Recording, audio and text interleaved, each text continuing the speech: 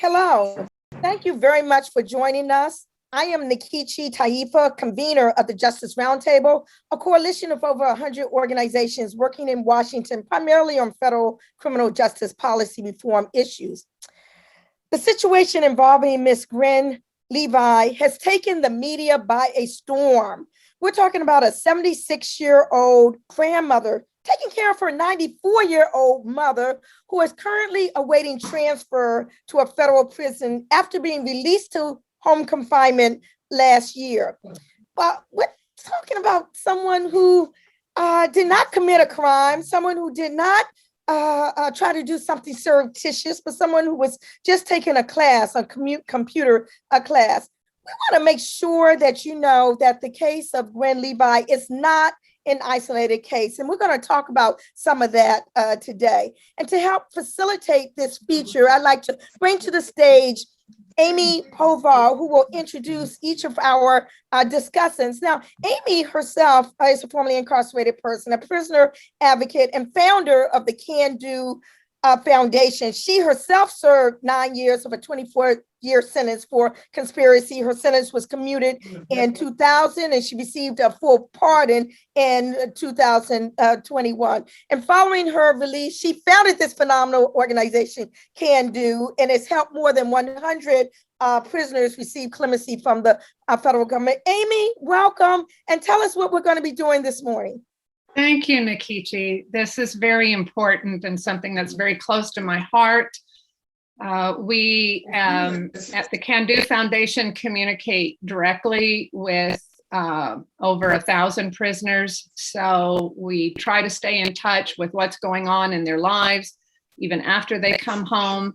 And we've got 4 different individuals today that I'm going to introduce that are going to speak a little bit about their home confinement. They all, 3 of the individuals went to home confinement on the CARES Act, which was a good thing.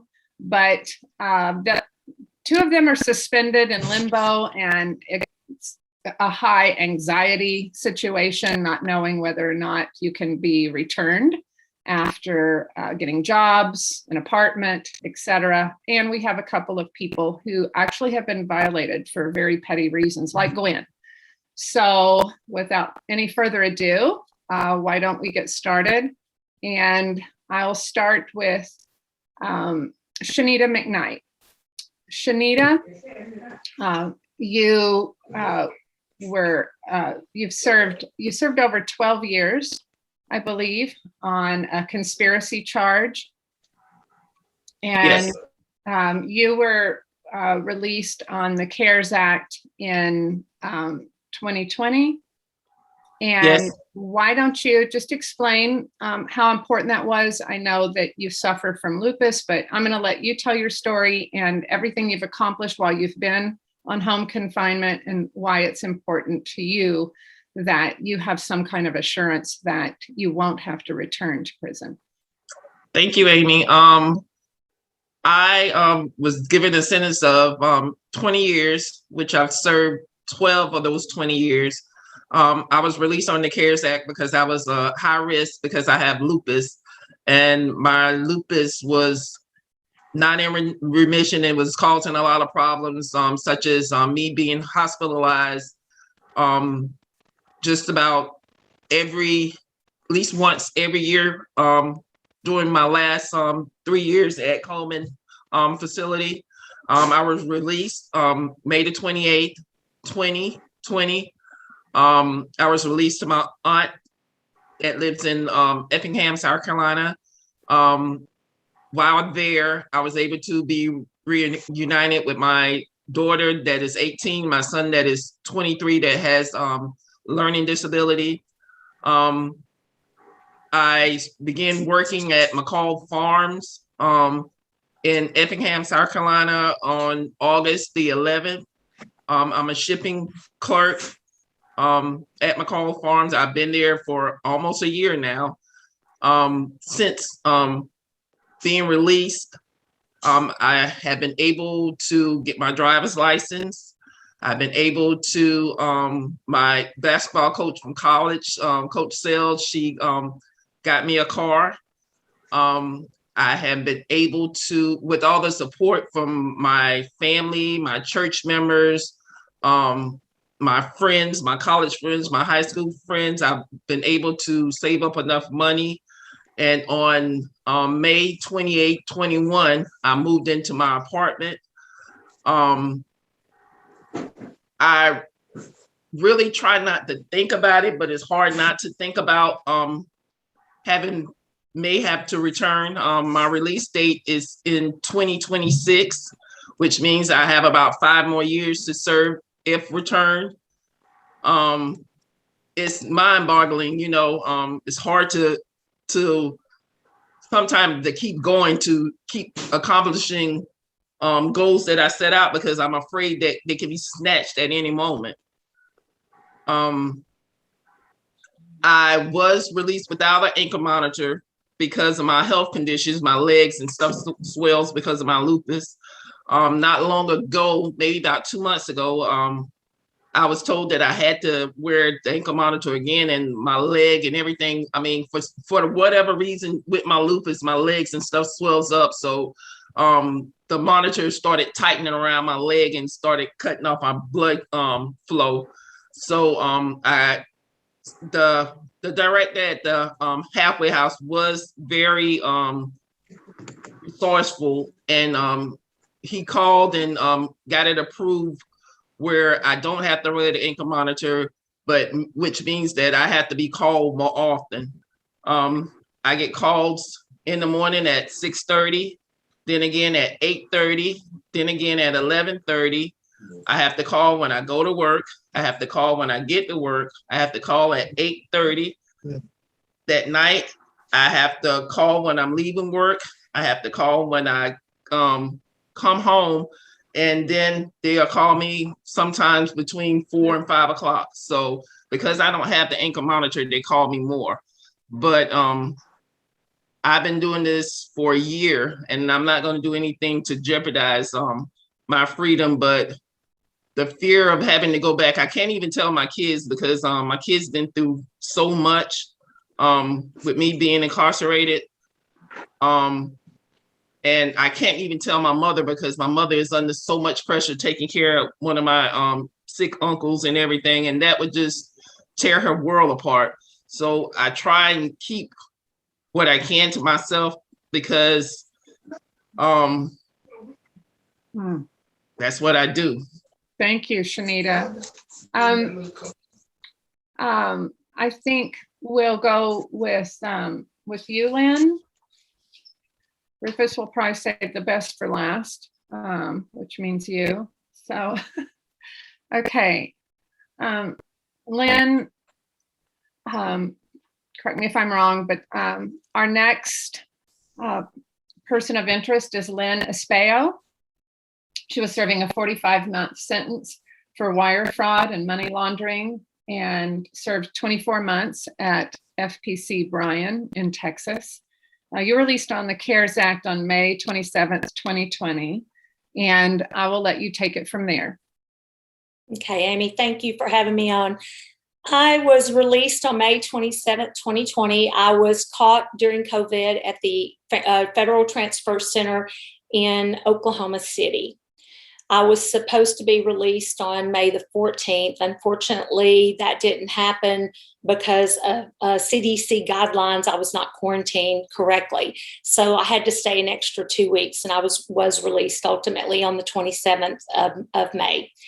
I came home to my family, my husband, my kids. My kids are grown, but we do still have one child at home. He's in college. So I came home to my family, and I was very grateful after 27 months in prison to be home. I did everything I was supposed to while I was under the CARES Act. I called in when I was supposed to. I did everything that I was asked to do by City of Faith Halfway House.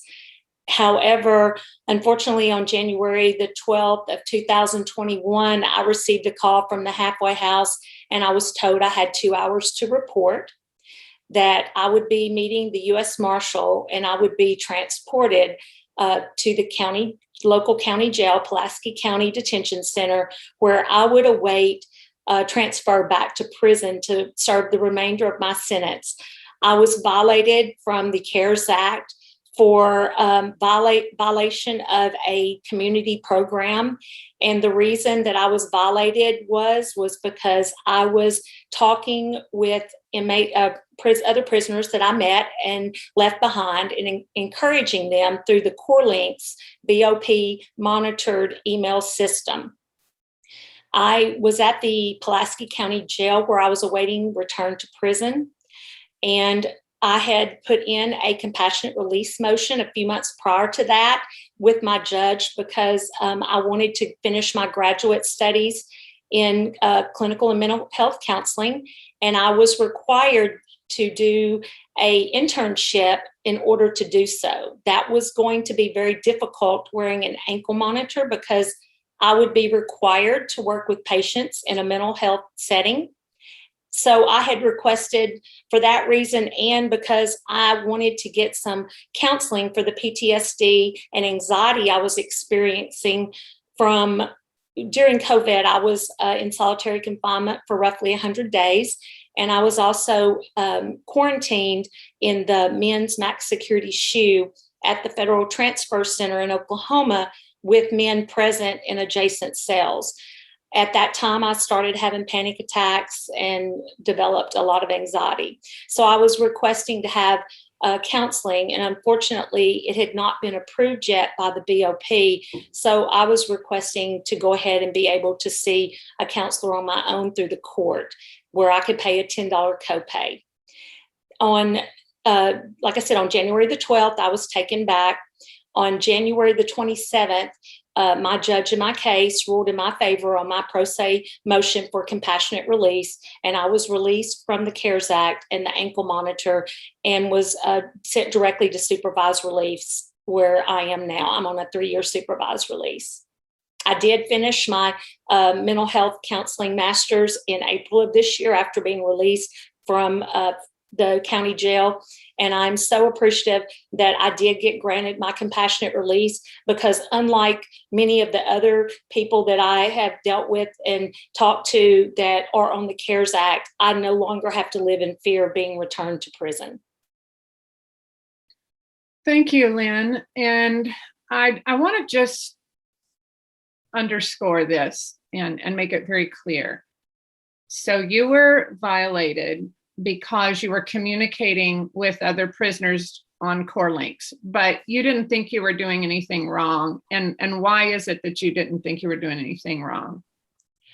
I was never told that that was a rule that we would be violated for when I went through orientation at the City of Faith, and it did not tell me that in the City of Faith handbook. What I was told was that I may not use my cell phone to call or text another halfway house resident or anyone that was still incarcerated at a federal facility. However, no one mentioned that I was not allowed to talk to, other felons or, someone that was left behind that I, got close to and remained friends with. So in my mind, I was not violating anything. I thought that I was allowed to do so. And, I think the judge looked at that. She did not comment on it in her motion. However, she did not hold it against me because she was made aware that I was currently at the county jail on my way back to prison prior to granting it. Okay, thank you. And you received confirmation in the form of an email, which we may put up for people in the event you want to do that, Nikichi, where they made it very clear that if you get any kind of shot, you don't really get a warning or a reprimand or even okay, we understand, but just don't do it again type thing. Explain how they expressed in this email that any kind of violation would be handled. On December the 3rd of 2020, I received a call from my case manager at City of Faith Halfway House. She informed me that there was a new Bureau of Prisons directive and that she would be sending it to me by way of email. And I would have to basically sign off on that by sending her back an email stating my name, my number, that I understood. The email says that regardless of what level incident report you would be receiving, be it a 100, which is the highest severity, or all the way to a 400, which is the lowest severity, that those incident reports would be immediately referred to an inbox for disciplinary with the Bureau of Prisons, and that they would arrange at that time for the U.S. Marshal to pick the person up and transport them back to prison to await return to prison. And that is what we do seem to be seeing happening here. I know that's how mine was handled. I was asked to report to the halfway house. They cut my monitor off, and I was immediately transported by the United States Marshal out to the Pulaski County facility. I have been contacted after my case, after I got out and I was in Forbes magazine for this incident, was highlighted that I had been returned and got back out of the county jail. I've been reached out to by many other families, including Ricky, who's on here with us today, who have had family members taken back for very similar minor infractions that would normally be handled by the halfway house. In the City of Faith manual and in many other halfway house manuals, it does clearly state that your first violation is an informal verbal warning. In fact, I would have needed to have 3 violations based on the City of Faith resident halfway house manual to be returned to prison. But that is not at all how it was handled. I was never in trouble with them. In fact, the City of Faith halfway house staff told me this was by direct order of the Bureau of Prison, that they had nothing to do with it. Okay. Thank you, Lynn. You're that was welcome. very Thank you. informative, and I'm sorry for the trauma you experienced. Okay, next, Ricky. Ricky is the fiance of Raquel Esquivel. Hope I'm pronouncing that right. Esquivel. Yeah, Esquivel. And she is 6 months pregnant with your child. Congratulations. Thank you. Thank you. She was sentenced in November of 2009 to 180 months of served time and was a model prisoner for 11 years, released on the CARES Act, April 2020. And everything was going great until it wasn't. So Ricky, please help us understand what happened to your fiance, Raquel. Okay. Well, as you said, stated, she was released from the CARES Act on in April of 2020. Had been out for almost, I guess, about a year. Had been employed through T-bar drilling. Was able to reunite with her family. Was able to reunite with her kids, which she actually got custody of her older 2 about a month ago, which makes this even very, very much more difficult. Actually got custody of them in April. She seemed to be doing great, abiding by all rules, had no prior incidents or no problems. She did have some problems and some technicalities as far as calling in daily and checking in, but only because of services of where she was worked. But this was brought up to the people at the halfway house as well as her boss, and it never seemed to be a major issue where she needed to be brought in for any kind of incidents. Well, on May 10th of 2021, she was also received a phone call similar to other cases where she was told to report back to the halfway house to bring hygiene and clothes, that there was an incident in question, and while it was being reviewed, she would need to be staying at the halfway house. So kind of like in a whirlwind of different emotions, we all met at the house, so that way we can get her stuff together and just try to get an understanding of what was going on. Because at this point, she still had no clue as to why she was being called in, other than just there was an incident in question. I think that was the first time I actually really got to see the impact and just the mental anguish that this causes, because her family was devastated and distraught, brought into tears. All of us were. It was a very emotional hour, and on top of that, it was just that short time frame to try to get her back to the halfway house. When she was able to get back, she found out later on that night after she reported back at 6. Later, about 10 o'clock that night, she was given the incident report, which stated that she was being charged with escape from a work detail. The questioning date was 2 months prior, which was on March 4th. So this was May 10th that she was getting this incident report. despite having reported numerous times in between those months for UAs and just regular checkups, and as well as calling every day. The next day, she was able to provide witness statements from her boss and her coworker, stating that they were with her. And matter of fact, in the car on Bluetooth, when they heard the call being made, that she checked in. She thought maybe it was some type of confusion, because the calls that they didn't have logged in that showed the times that she was accused of escaping were actually on her phone, and she was able to provide that as well. And it was in two different areas, which was the call history to the halfway house, and as well as the call log for that day in question, which was March 4th. So I guess this, despite all this, on May 12th, she was taken back to custody in Val Verde Correctional, which is our local facility. Still not really being told exactly why or how long or what the process was going to be, and just taken straight into quarantine, where she was there for 17 days. She got out, got released into population.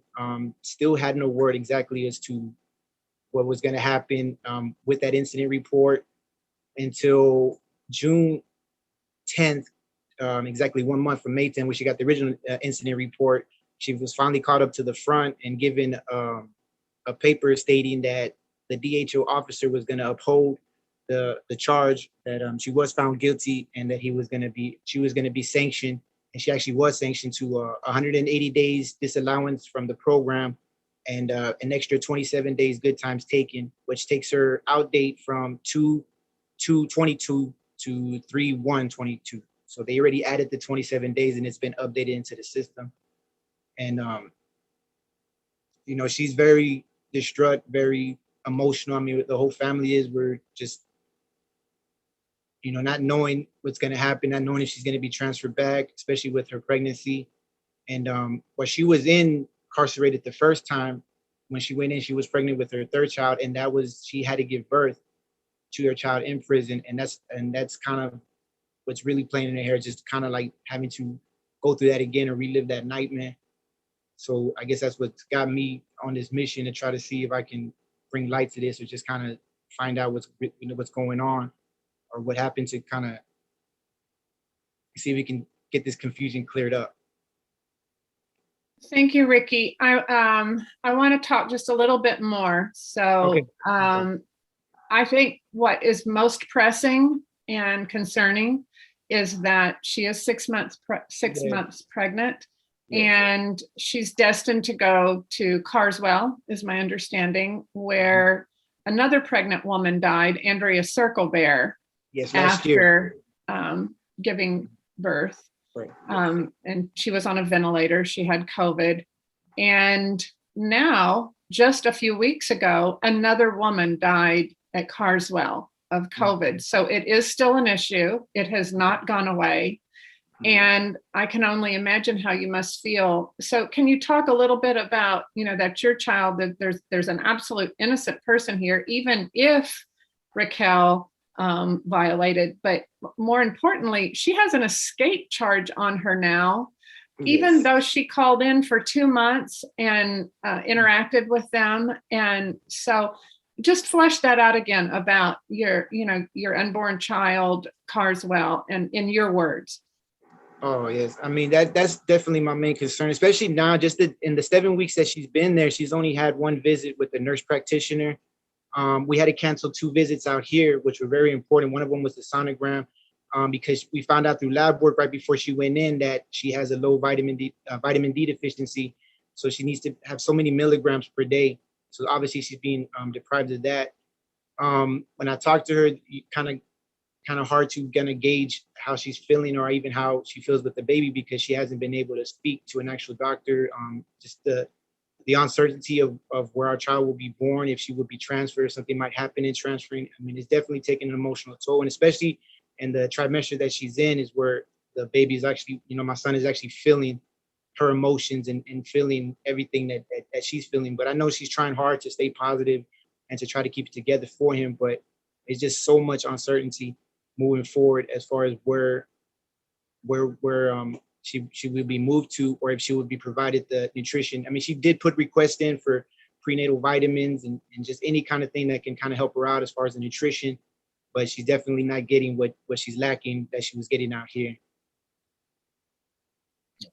Just one last thing, because I'd like for them to use your words and not mine. Can you reference the other lady, Andrea Circlebear, and say her name, and that you're concerned because this other woman went through the same situation, but put it in your words. Yes, I mean that's the main case, you know. In Andrea's case in Carswell last year, I read up on that, how she gave birth and then she passed away after that, and that's what's definitely got me. I'm sorry, that definitely have gotten me very, very concerned and very just worried. You know, just very, very worried because she never contracted COVID the whole time, so she still hasn't. You know, and knowing that there's cases in this facility and even cases here, we recently found out of some cases going on in the geo that they have here in Valverde through because it's a small city that we live in, so kind of things kind of spread around, and some correctional officers, some people that actually work there have come down with it. So that's another very major concern of mine. And the pod that they have her in, they don't really have her isolated. They did put her in the quarantine, but as soon as she got out of quarantine, she went straight into population. And being that it's the pod, and being that it's a county, it's cycling. So there's a lot of people coming in and out. So I mean, it's just so many things up in the air that can happen or that she might be exposed to. And with Andrea Zuckerberg's case, I mean, that's what really opened my eyes to, if she ends up in Carswell, are they going to have the attention for her? Are they going to be able to provide the assistance, to provide anything that she needs to make sure that my child is born safely and healthy, as well as her? I mean, her well-being and my child, that's all that's got me driven through this whole thing. It's definitely got me driven and motivated for this, because you can hear it in her, the desperation in her voice every day. And I guess we don't take for granted what 15 minutes, how much you can talk in 15 minutes, you know? So it's very hard, very, very hard. I'm so sorry, Ricky. I can't even imagine. Okay, let's move on to Rufus Rochelle. Woohoo! Okay, Mr. Rochelle. Rufus has served 33 years on a 40-year sentence for conspiracy to distribute crack cocaine.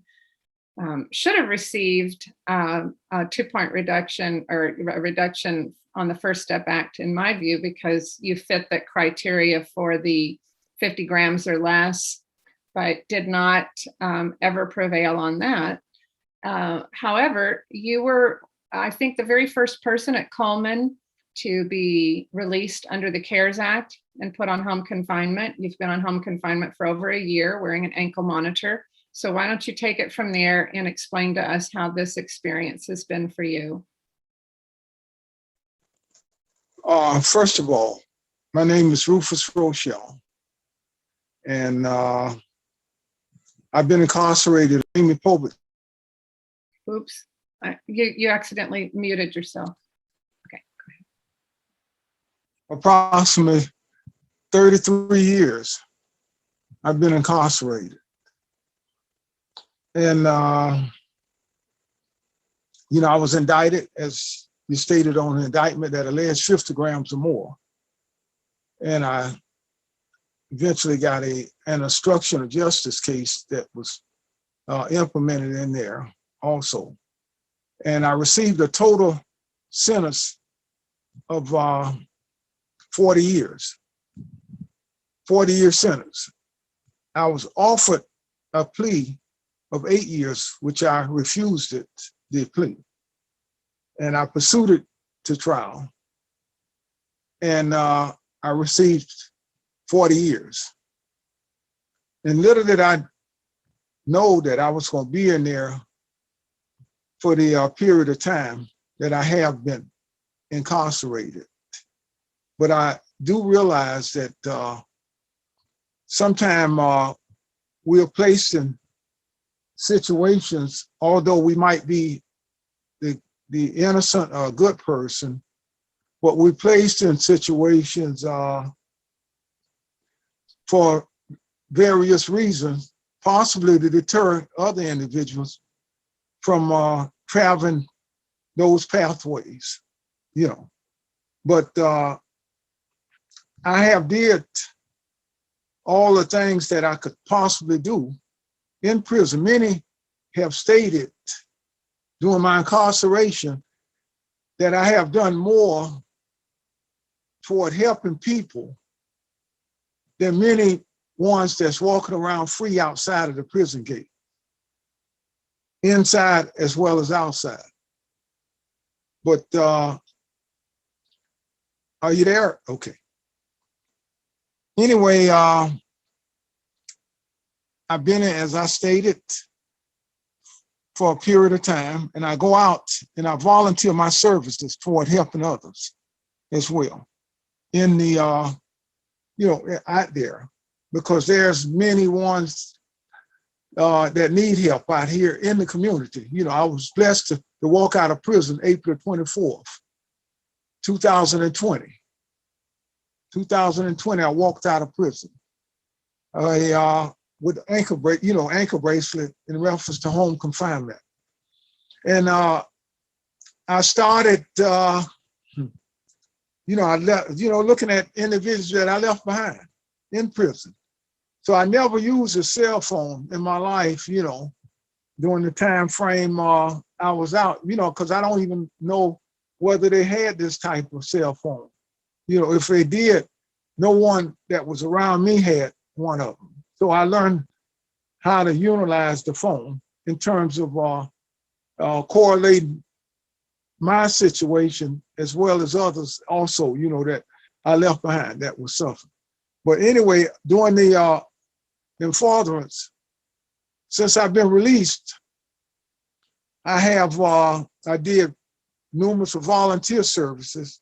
Mainly, as of yesterday, I go to the New Beginning Christian Worship Center to help distribute food to the ones that don't have any food, and groceries to those ones, and helping various ones that have medical situations. I myself, I had, suffering from high blood pressure while in prison, which, came along during my incarceration.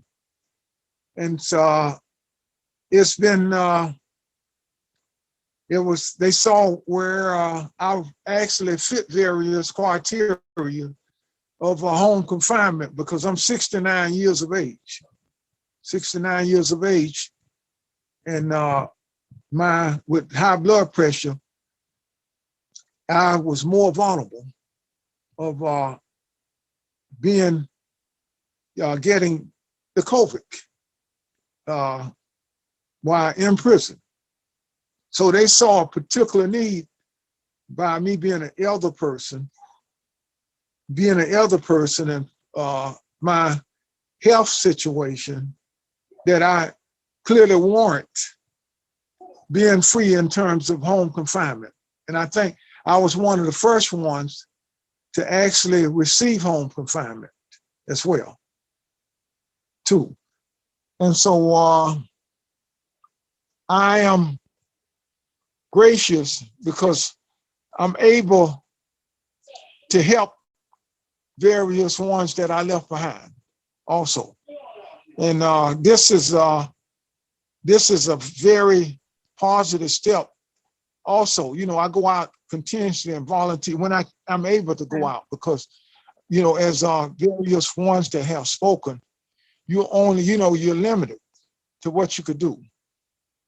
I've been wearing an ankle bracelet on my ankle for about 14 months at least. 14 months. I've been out over a year. And I hadn't, during the time frame I was incarcerated, I never got an infraction while in prison. No write-up, bad write-ups. Everything has been positive. Many of the staff, as well as others, have asked me, why are you in prison? You shouldn't be in here. I received something that no other individuals have received while there. I received a letter from the warden recommended that I go home. Wow, And that's incredible. many of them found that very, very strenuous. You know, I even received a letter from Barack Obama, the president, former president, and numerous of other letters also. And everyone have came to my aid and asking, why are you still in there? Out of all of those years, you have done more time in here than the average serial killer. You know, and I'm Right. still incarcerated. 33 years, and I'm going on my 34th year. Fourth year. You know, Well, I'm a on, witness, Rufus, because I've seen your progress report, and I've never seen this before, but even in your progress report, the unit team case manager said that they support a pardon for you, meaning clemency. They used the term pardon. And I thought that was remarkable. And we thought that you would get clemency under the last administration, but it wasn't meant to be. So here you are on an ankle monitor every day. And that hinders, I know a lot of people have gotten jobs, but it's not easy to go out and try to apply for a job. Nikichi, you want to take it from here? Yes, Amy Pova, Can Do Foundation, thank you so much for leading the discussion featuring our discussants. I mean, we talked to Shanita, who's in fear of having to go back, facing 5 more years if she has to go back, has lupus, and as a result of that, and not being able to wear an ankle monitor, is subjected to just numerous calls just all throughout the day. We know that the reason why Gwen Levi went back is because she supposedly did not respond to a phone call that was had. So Shanita is living in that constant fear. We heard from Lynn, who basically, without knowing that there was something wrong with it, was talking to friends of hers who she had lived with for years, who were still incarcerated through the core links. And luckily, she was granted compassionate release. And if everybody were granted compassionate release, then they would not be living under that fear of having to go back. We heard from Vicky. Vicky was a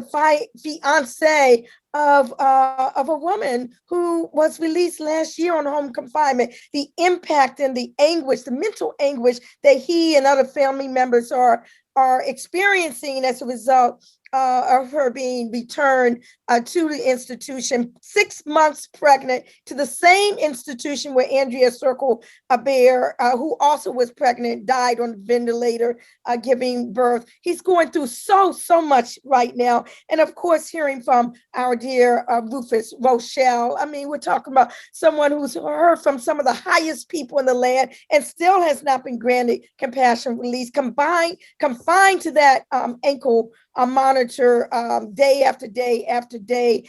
If the Trump era memo, if that memo were rescinded, then no one would be living under this fear that they're living of having to be returned. And if each person were granted compassionate release or granted clemency, okay, then that fear and that threat would be taken away as well. I really want to thank our discussants for featuring your cases. And we really hope that people who are listening to this, whether they be staffers, whether they be members of Congress, whether they be officials at the Department of Justice, listen to your stories, listen to your pleas. And again, thank you so very much for joining us today. Amy, did you have one last word? Just very quickly, Lynn, do you want to just do a 2-minute blast about Melanie Brandt, who you're trying to help? We may or may not use it, but go ahead. That's fine. Yeah. Amy, Melanie Brandt, she was indicted for attempted conspiracy for narcotics importation, exportation in March of 2014. She received 135 months in prison for that case. While in prison, Melanie worked at Unicor. She has a clean disciplinary record, like the rest of us have stated on this call. She was released under the CARES Act in May of 2020.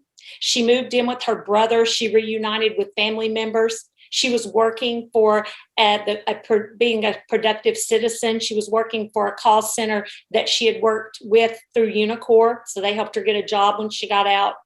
Unfortunately, on March the 1st of 2021, Melanie too was called to the halfway house where her ankle monitor was removed. She was transported to a local county facility where she has now been transported back to FPC Bryan, where I served time with Melanie. She was violated from the CARES Act for a 328 incident report, which states giving money or anything of value to, or accepting money or anything of value from another inmate or any other person without staff authorization. Melanie had placed money on the commissary accounts of several prisoners that she left behind, and that is where the incident report came from. She was sanctioned for 27 good time days, and she is now 61 years old and back in federal prison. She will be released in November of 23. That is her out date after the 27 days of good time was taken. Melanie is from McAllen, Texas. I served time with Melanie, and she does not deserve to be back in prison. She was doing everything she thought she was supposed to do, and she absolutely did not realize she would be violated for being kind enough to place money on commissary accounts for individuals that she left behind and had gotten close to when we served time. So Lynn, thank you so very much for that addendum. Thank you, Amy. Thank you, everyone else. And we hope that we will see some justice here. Thank you. Thank you for having us. Thank you, Nikichi. Thank you. We appreciate it. Love everybody. Thank you. Thank you. United we Thank stand. you. Thank you.